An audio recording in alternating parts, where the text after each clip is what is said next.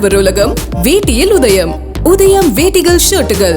India கூட்டணி தலைவர்களை கைது செய்வதால் சக்தி வாய்ந்த தங்கள் கூட்டணி உடைந்து போகாது என அகில இந்திய காங்கிரஸ் கட்சியின் தலைவர் மல்லிகார்ஜுன கார்கே தெரிவித்துள்ளார்.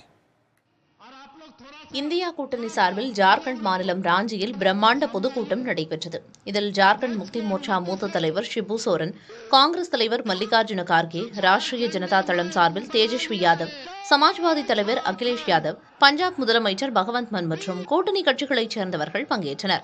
இந்த பொதுக்கூட்டத்தில் ஹேமந்த் சோரன் மற்றும் அரவிந்த் கெஜ்ரிவாலுக்கு தனி இருக்கை போடப்பட்டிருந்தது. அதன் அருகே அவர்களது மனைவி அமர்ந்திருந்தனர். நிகழ்ச்சியில் ஹேமந்த் சோரனின் கடிதத்தை அவரது மனைவி கல்பனா சோரன் படித்துக் காட்டினார். எதிர்க்கட்சிகள் ஆளும் மாநிலங்களை கவிழ்க்க பாஜக விசாரணை அமைப்புகளை பயன்படுத்துவதாக ஹேமந்த் சோரன் குற்றம் சாட்டியிருந்தார். ஜனநாயகத்தை நிலைநாட்ட ஒன்றிணைந்துள்ளோம் என்றும் அவர் அந்த கடிதத்தில் தெரிவித்திருந்தார். இதனைத் தொடர்ந்து உரையாற்றிய அரவிந்த் கெஜ்ரிவால் மனைவி சுனிதா தனது கணவரை சிறையில் வைத்து கொலை செய்ய முயற்சிப்பதாக குற்றம் சாட்டினார். நீரிழிவு நோயால் அவதிப்பட்டு வரும் கெஜ்ரிவாலை இன்சுலின் எடுக்க விடாமல் தடுக்கின்றனர் என்றும் அவர் சாடினார். பாசிச பாஜகவை எதிர்த்து வெற்றி பெற்று தனது கணவர் மற்றும் ஹேமந்த் சோரனை விடுதலை செய்வோம் என்றும் அவர் சூளுரைத்தார்.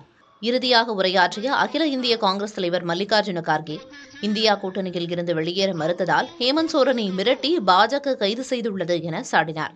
பாஜகவின் உருட்டல் மிரட்டல்களை கடந்து இந்தியா கூட்டணி ஒன்றாக இருந்து தேர்தலில் வெற்றி பெறுவோம் என தெரிவித்த அவர், தொடர்ந்து பழங்குடியின மக்களுக்கு எதிராக உள்ள பாஜக ஆட்சியில் இருந்து அகற்றப்படும் என்று உறுதிபட கூறினார். ஆடவர் உலகம் வேட்டியில் உதயம். உதயம் வேட்டிகள் ஷர்ட்டுகள்.